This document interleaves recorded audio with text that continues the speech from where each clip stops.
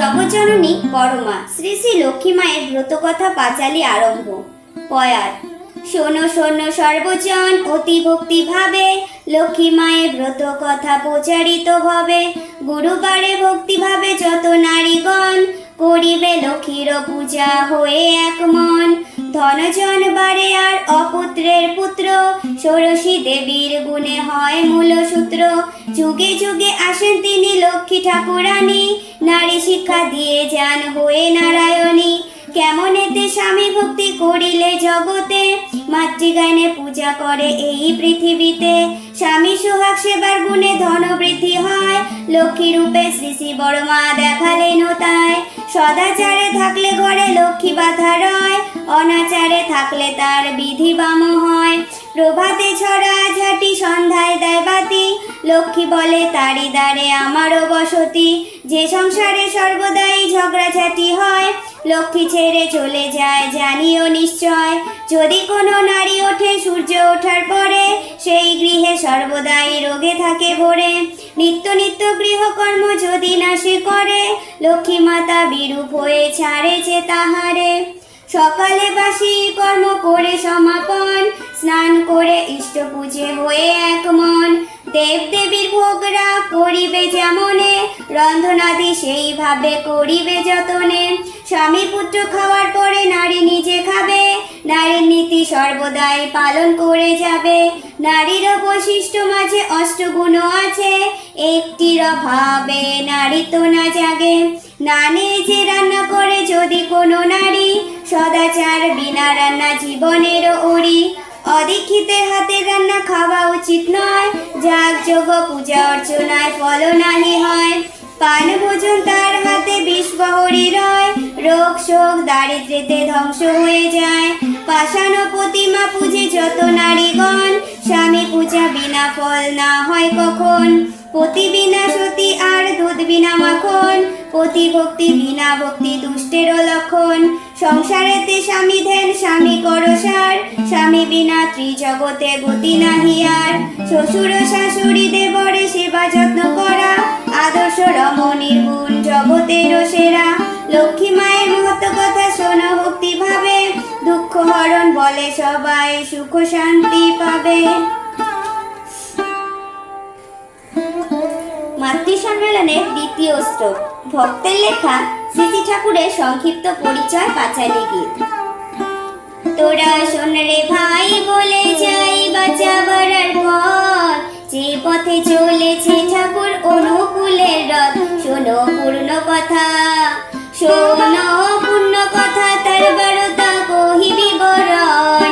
যে কথা শুনিলে হয় পাবি মোচন। এলো সোনার মানুষ, এলো সোনার মানুষ, মহাপুরুষ অনুকূল রায়। পাপি তাপি উদ্ধারিতে সোনার বাংলায়, গ্রাম হিমায়তপুরে, গ্রাম হিমায়তপুরে, পদ্মা তীরে জেলা পাবনায়।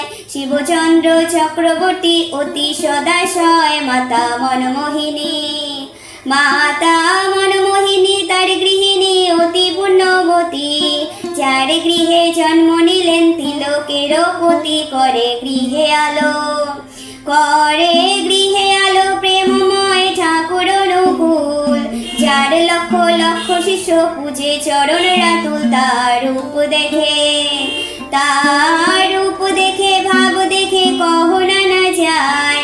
ভুবন মোহন রূপে সবারে ভোলায়, শোনো তার মহিমা, শোনো তার মহিমা, মাধুরিমা নাহি পারাবার। নর রূপে এলো সেজে দেব অবতার, শোনো ধর্মের কথা, শোনো ধর্মের কথা, তার বারতা অতি চমৎকার। বাঁচা বাড়াই আসল নীতি, ধর্ম করো সার, করো খাদ্য বিচার, করো খাদ্য বিচার। সদাচার ঋষিবাক্য পালো, প্রতিবেশীর সেবা করে ইষ্ট পথে চলো। এ তো আর্যনীতি, এই তো আর্যনীতি, ধর্মনীতি, হিংসা দেশ ছাড়ো। হিন্দু বৌদ্ধ মুসলমান যে যার পথে চলো। পালো বর্ণাশ্রম, পালো বর্ণাশ্রম, করো প্রেম ইষ্ট কর্ম করো। যজন যজন ইষ্টভৃতি যথাবিধি পালো, পালো স্বস্ত্যয়নী, পালো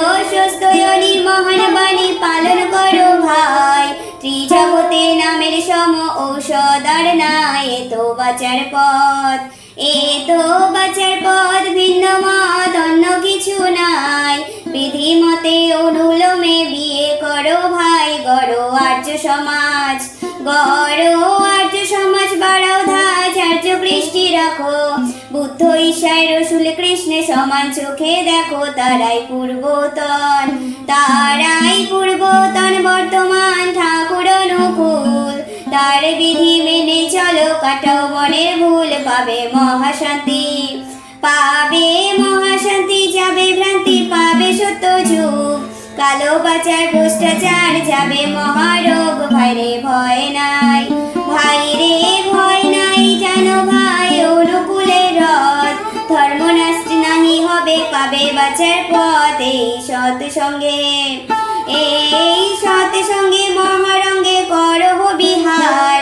অধম সন্তান ভোজে পদ যুগল তার, জয় পুরুষোত্তম, জয় পুরুষোত্তম, রসুল নাম বুদ্ধ যিশু নাম, শ্রী চৈতন্য শ্রী অনুকূল কৃষ্ণ ঘন শ্যাম, বন্দে পুরুষোত্তম, বন্দে পুরুষোত্তম, বন্দে।